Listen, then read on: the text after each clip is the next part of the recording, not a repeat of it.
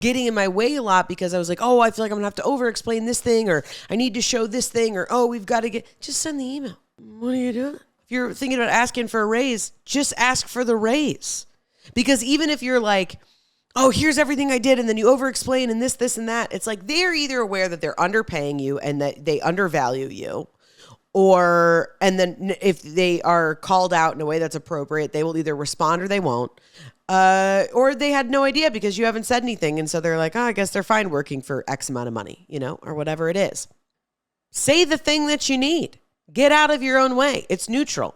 Hey, I'd love to come on this podcast. Or, hey, I'd love to have on this podcast. It's not up to me if they say yes or no. And it's not an opportunity. It's not a talent show.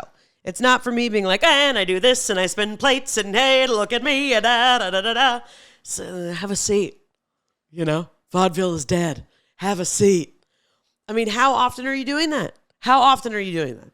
I'm asking that question both to Rachel LaForce and also to you, my loyal listener, okay? How often are you doing that?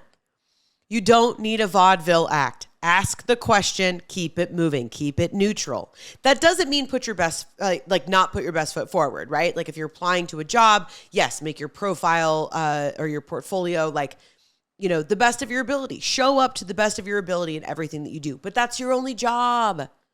That already takes a lot of work.